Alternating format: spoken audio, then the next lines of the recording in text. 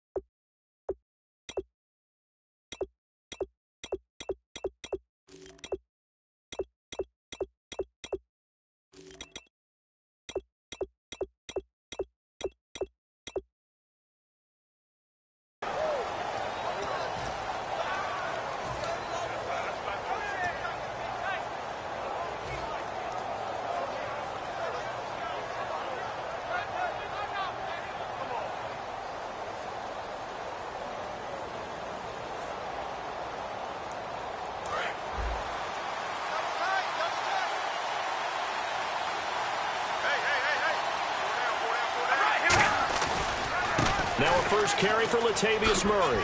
Oh, a heck of a move. Man. A very solid gain of 27. And that's definitely the way you get things started. That's the way it was drawn up in the locker room, in pregame, and everything.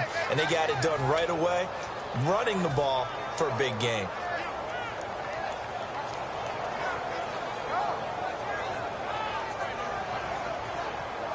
So the offense has it 1st and 10.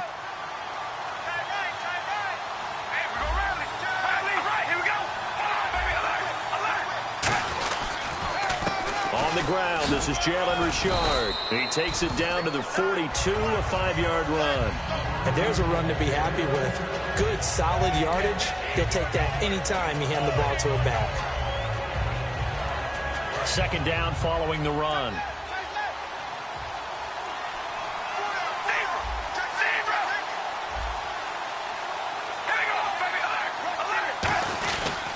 Now Carr with a give to Murray.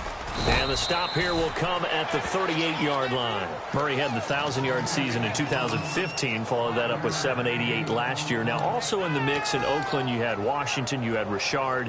How do you see this backfield playing out going forward? I think you'll see a similar combination going forward. I think that's one of the reasons that he dropped from a 1,000-yard runner to 788, because they had other options. They were able to bring in Washington, Richard. They can use different plays for those guys, a lot of versatility, and really upgrade their offense with an infusion of speed. But Latavius Murray, I think he'll still continue to be the lead guy out of that trio. And Mr. Cooper, Amari, a headliner in this offensive unit. Brandon, it's rare that you get guys so polished coming out of college, but Amari Cooper has carried himself like a pro probably since he was 6 years old. He is a terrific talent. Unable to connect on the 1st down pass play. Now it's 2nd down.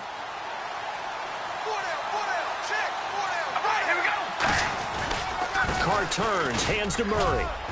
Fighting his way down to about the 35-yard line. It's a gain of about 3, but it's going to leave him with 3rd and still 7 yards to go.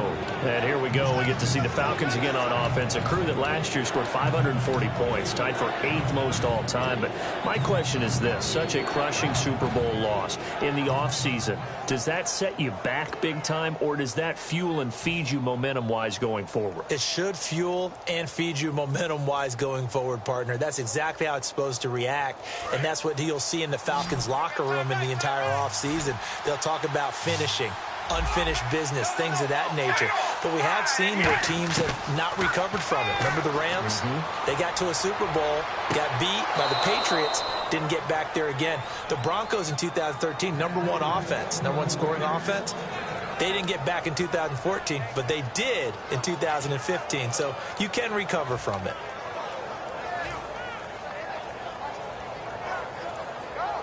So here we go, 1st and 10 now.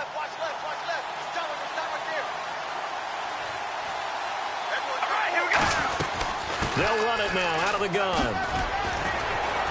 And down inside the 15, shy of the 10. It's a gain of 14 there. And that'll be good for an Oakland first down. Let's just go ahead and state the obvious. You're going to want a big game out of that guy. Big-time run to get things started. But even more importantly, coming in on the road, trying to silence the crowd, take them out of it a little bit, slow down the emotions of the game, and get yourselves under control and feel like, yeah, we're going to be okay on the road. Throwing on first down is Carr. His pass caught at the 4. And he is in. Touchdown, Raiders. Michael Crabtree, an 11-yard touchdown. And the Raiders drive right down the field and score on the opening drive.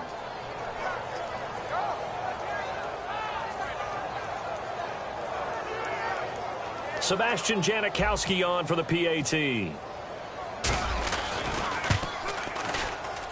And that makes it 7-zip Oakland.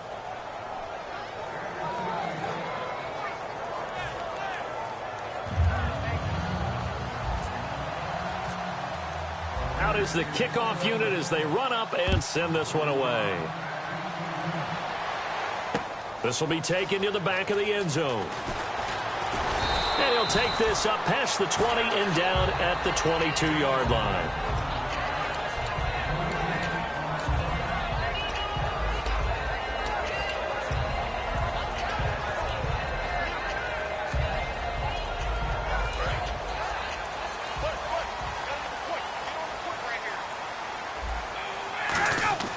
Now Ryan on first down. And it's complete to Jacob Tamme. Give him 9 there on the first down completion. Now that's staying ahead of the chains. Really good pickup on first down, hitting the tight end there. Now it brings up a second and manageable. Just found a hole in that zone. They'll run for the first time with Devontae Freeman. Devontae Freeman, they're not going to get him. Touchdown, Falcons. Devontae Freeman, 69 yards. And the Falcons are an extra point away from tying the football game. And on that long run, maybe the defense caught napping a little bit. The concentration level may not have been there. I agree with you on that one because those types of plays, when they result like that, they're almost like big bolts of lightning, aren't they? Whoosh, and off he goes. So we're right back where we started, all even as the kick's away. Here's Taiwan Jones on the return. And he breaks it all the way out to the 38-yard line. Great return. And now Oakland ready to take the field. And that last drive, it was all about the ground game, ground and pound. And I don't care how we're playing the game these days, offensive linemen still want to fire out and smack the guy opposite them and move the football on the ground. They feel better about that. That's what they want to do. That's how they want to play, and that's how they got it done. Yeah, they got it for a touchdown last drive. Let's see what happens here. And that's going to be incomplete. He was trying to hit Jameis Olawale that time. And it's second down. But there was no trace of nervousness there. He was able to diagnose that play from his linebacker position, stay in excellent coverage, and bat the ball away. That was second down run for Murray. And a good swarm to the football defensively as they get him down at about the 40. 2 yards on the carry there, and it's going to lead him to third down. Well, so many times we look at a short run and we praise the offense for trying to set the tempo and establish things, but the defensive guys, hey, they just won the battle there. It wasn't a big run given up. They don't always have to absorb the body blows. Sometimes they dish them out themselves.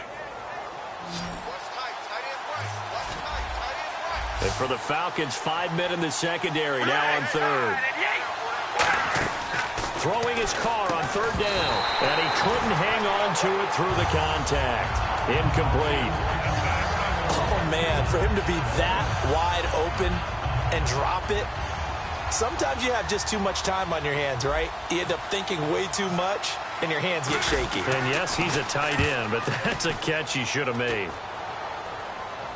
And this one's out of bounds. Should be inside the 10, I think it is. At the 6-yard line. And the Falcons now making their way back out onto the field. And they'll just simply be looking to build off the confidence of the last time out where they scored a touchdown. Man, confidence is powerful, isn't it? When you've scored once, you feel like you can go back out there and get it done again. Doesn't matter what the defense throws at them.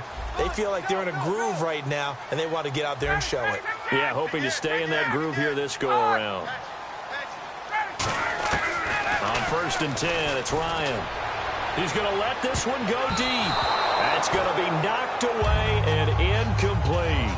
All right, let's look at the offense. Devontae Freeman, this is a guy that you wanted to talk about, so take it away. Brandon, have you seen a running back play with such joy as well as such fury? I love the way he runs the football and attacks defenses. 2nd and 10, it's Ryan again. He completes it to Julio Jones. Over 1,400 yards last year for Jones. Just 6 touchdowns, but, you know, of course, he had the big 300-yard game. However, when he was blanketed with coverage, he always opens things up for other guys, doesn't he? He does, and that's what's benefited Atlanta's offense. Other guys were able to step up. In 2016, Mohamed Sanu stepped up and had his best year as a pro. Austin Hooper, as a young tight end, really developed down the stretch. And Taylor Gabriel, who had come over as a free agent from Cleveland, he really flourished, actually led the team in touchdown catches. But there's only one Julio Jones, and you want to get the ball to him as much as possible. Ryan will throw again. And the hit jarred it loose. It's incomplete. He was looking for his tight end, Jacob Tamme, there. And it's 3rd down. Whenever I see a drop like that, I have to kind of take a step back and check myself a little bit. So used to seeing those big guys make big-time spectacular plays that when they drop one, I have to remind myself, we ask a lot out of these guys. Block and catch the football, not easily done in today's NFL. But no second-guessing the call here. It was 3rd and long, so throwing the football was probably the smart play to try and pick it up. But they don't get it, and now the defense goes off the field feeling pretty good about themselves, gaining some momentum as they force them into a likely punting situation. And now they're going to go for it. This isn't 4th and inches. This is 4th and 14. They'll indeed go for it with Ryan. He sets to fire deep. And this is incomplete. Ready to go now in the 2nd quarter. Brandon Gaudin, Charles Davis. It's the Raiders in possession of the football. They take over 1st and 10 in excellent field position here.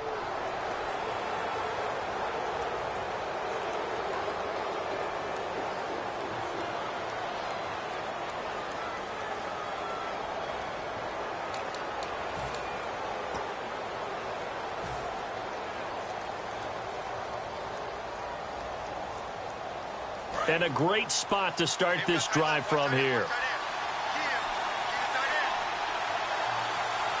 Murray, the lone setback. To throw his car. Over the middle, Cooper with it. And he's going to be brought down just shy of the 5 at the 6. 7 yards, the pickup on the pitch and catch.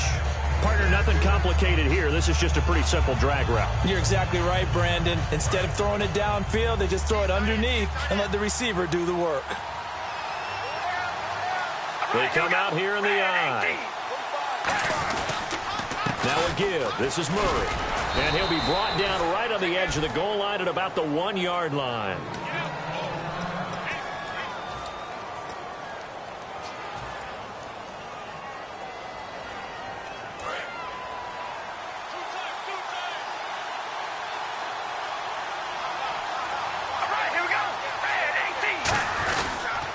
Now they'll run. Murray. And he's in. Touchdown, Raiders. Latavius Murray taking it in. And the Raiders have taken the lead. And they're able to run it in. It started with a battle in the trenches. They won there, and they got in for 6 points. And that's going to be a tough one for the defense to deal with. They've got to go to the bench now and figure out how we're going to slow down this running game, because on that particular play, they had no answer.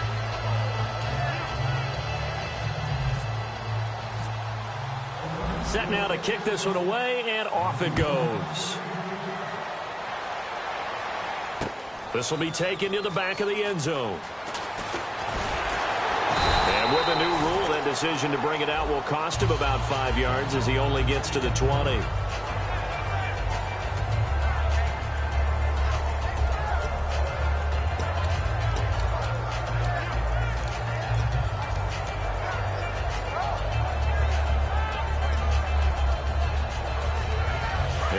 Arizona now coming out on the field. And last time out, went for it on 4th down, turned it over, gave him great field position, turned into 6 points, so they've got to recover here, Charles. It's amazing what one decision can do in the chain of events, right? The decision to go for it on 4th down. Caused all of that. It caused every bit of it, but it showed confidence. Hey, I've got confidence in you guys. Go pick it up for them. Didn't happen. Also showed confidence in the defense. They didn't pick up their end of the bargain, so now they've got to come back out and start over and rebuild that confidence. Freeman again, a 1st down carry. And able to get this one across the 45 before he's brought down. And when you watch Devontae Freeman run the football, you can almost close your eyes and hear him running the football, can't you? Because people just scatter. I mean, you know, when he goes through a pile, it moves in a positive direction for him. I just love how hard he plays the game. 1,000-yard season. He had 11 touchdowns last year. In March, 25 years old. So he's kind of hitting that sweet spot for a running back, isn't he? He really is. And I still remember the evaluation of him coming out of college. He does everything well, but you weren't sure he had a dominant trait. Well, wrong about that. He's dominant just about everything he does, and I think that he's going to continue to elevate his game and seek a 3rd Pro Bowl in 2017. Back-to-back stops make it 3rd and 10. So here we go now. An extra defensive back in there on 3rd and 10. Ryan. And he takes a shot on the release as this will be incomplete. The Pro Bowl wideout Julio Jones is intended receiver. And that brings up 4th down. Well, they've had a pretty frustrating first half here offensively, and then just continued there with that incompletion. Yeah, definitely frustrating for them, but heartening for the other guys. Those stop troops, they're enjoying things right now because they've made it very difficult for them throughout the half.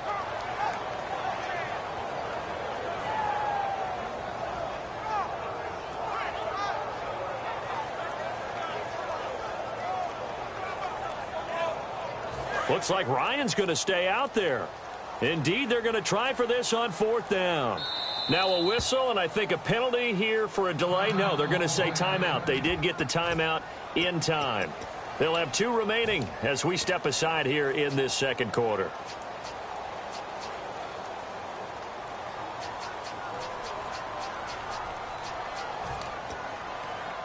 The offense staying out there. They look prepared to go here on 4th and 10. Here we go on 4th down with Ryan. And it is incomplete. A surprising move to go for it predictably, at least somewhat predictably. It doesn't pay off. And the Raiders with the football now in excellent field position.